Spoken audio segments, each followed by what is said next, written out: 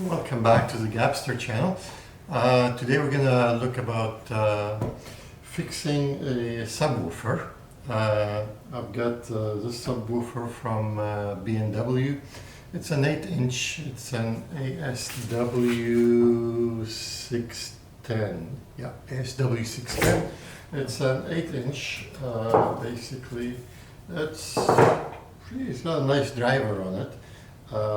It's from a good company, so it's worth fixing. There's a couple of things that usually go wrong with subwoofers. It's either the driver itself, the foam parts go bad and sometimes need replacing, which is not very common. That's not usually the most common problem. But the biggest problem is usually the amplifier section, the plate that goes bad. Quite often it's the power supply, the supply that goes bad, but it's all one board, and you can try fixing them, but often replacing it is the answer. So I took this apart, and I'll show you the other side here. So what we had this thing here, and the plate. Basically, this plate goes here. So just 4 different screws. You pop the plate out, disengage the speaker connection, and you've got the plate here in hand. And before I start fixing, I just try to wonder about the construction of it. So some plastic, basically. So this is what's sealing the back of it. I mean, it's okay, but really, because the plate is perforated to get the air through and to cool it down. So really, that's not holding the sound. So you're relying on this piece of plastic, and that's really not going to do it for a subwoofer. Inside is very well braced. It's got some nice bracing. It's not very big, so that's quite sufficient for bracing. It's a little bit kind of not very thick. I would say a 1/2 inch MDF. Should have. Well, actually no. Actually, it's a 3/4 MDF. Actually, to correct that, it's a 3/4 MDF, which isn't bad, but could use some damping. With subwoofer, you need a couple things. Stiffness, so you need a solid construction and good bracing as possible, and some damping so things don't resonate. It's got the solid construction and the stiffness, but I figure I'm just gonna add some damping material on the side. There's various things you could put on the side panels. I will go with something easy. This is a material called acoustics, something that's easy. You paint it on, like really thick. It's kind of like a rubbery material. It reduces the vibration and it helps with that. But there are lots of other products. I'll show you one more time. The acoustics, I picked that up from Parts Express, but I believe there are other places you can buy it as well. Back to the problem of the subwoofer here, and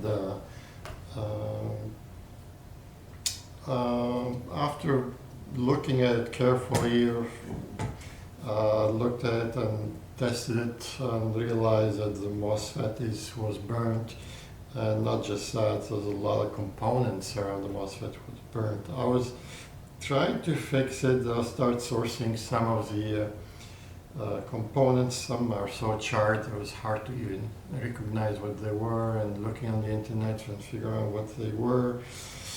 And then I was looking, and I was able to find the plate, the actual PCB board, and you can actually buy that off Parts Express, and they have it there on their site. I'll put a link of it in the description in case someone has the same model.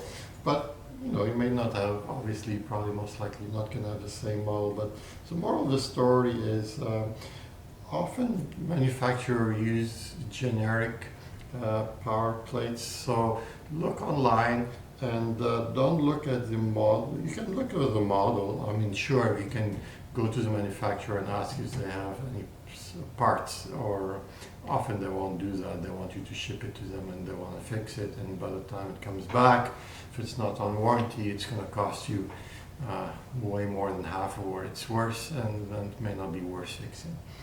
But if you look online, you often could find, if you look at the board itself and try to look for that particular board, you often find that you can actually find the actual board they were using. And you can buy that and replace it. In my case, I picked that as well from Parts Express, and I'm not affiliated to them by any means, but I replaced the entire power board, not everything, but the power board itself. It was $200. Well, actually, it was $150 in Canada, so it came out with shipping and all that to like $220 Canadian. It was worth. For me, it was less headaches trying to repair. I was going to repair everything, but I don't have the time and to spend to fix it. I may one day try to fix it and use it for something else. But I replaced the whole board. If you cannot find the actual little board in here, you can actually replace the whole plate. These you can find so easily. Often you can buy a way nicer plate than the manufacturer is giving you. In my case, it's not a bad plate, it's decent. But having taken this apart opened my eyes to the whole thing, because often those plates are buried inside, subject to vibration from the woofer, which is not very good for your sound. And they have very little holes, and they overheat. They overheat, and the board goes bad, and they die. If you find that's a problem, the solution is to pull the plate from more out. So in my case, what I'm going to do is, one thing is, you really don't want that piece of plastic closing your subwoofer. That's really BS. So I'm going to put a piece of wood here, cut it to size. So I'll put a piece of wood here. So that's going to seal the subwoofer properly. Before I do that, I'm going to paint some acoustics on the inside to get as much damping as possible. I'll see if I need to do any more structural bracing, but it looks like it's going to be okay. And once I put the wood 3/4 MDF piece of wood here, painted black, what I'm going to do is actually bolt this on the outside like that. A couple of things we're going to gain.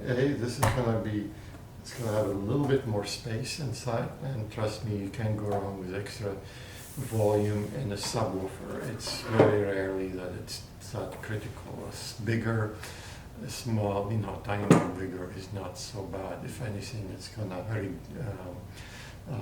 you're going to have a little lower frequencies. Definitely I would test it after to make sure it's going to be okay, but I wouldn't be too scared of doing that. And once you bolt that on the outside, then the plate is going to be attached to it, and probably put a couple smaller, tiny holes in the plastic here for extra aeration, because now it doesn't have to be sealed, and that's going to give us some air. Usually a few holes on the bottom, few holes on the top, not too big, just small ones. You're better off with few holes, many holes smaller than big holes. We don't want big holes because you're supposed to keep it properly sealed.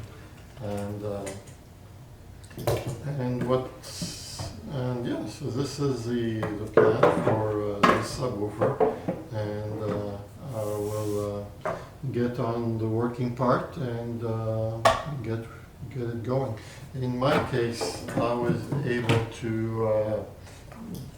replaced the board, and as soon as I replaced the board, everything was working just beautifully again. But I'm worried about putting it deep inside in the heat and cooking and vibrating, and also this is not so great, so I'm going to opt to put it outside. You don't have to always do that. Some plates are better engineered, and you'll notice they have more heat sinks on the outside. I prefer those because you can cool it down, and then you don't have to tinker and move it outside. But you know, every case is different. But the moral of the story is, don't be shying off. You could replace often the whole plate for a couple $100 and get a really nice one. And it depends on what's the value of your subwoofer. You know, if you have a really very expensive subwoofer, it's out of warranty, and you want to tinker with it, you can get a plate slightly the same wattage or even slightly higher if you'd like, but not too much higher. And replace the whole plate, and you get a new subwoofer again. Another option some people do is you could, if you don't want to spend any money whatsoever, is you could run it as a passive subwoofer. So then you still have to spend a little bit and get like a little crossover inductor. You can pick one cheap one off eBay if you really want to go super cheap, or you could design a really nice one yourself and spend lots of money and get some really nice quality parts and design a little crossover for it. And then it's basically running passively. It's not going to have a huge amount of bass, but sometimes it's very often all you need. Especially for music, you really do not want the subwoofer to be present. Like, you really do not want to hear there is a subwoofer. It should be transparent in the room. So often a passive subwoofer will work just fine. I hope you find this video informative.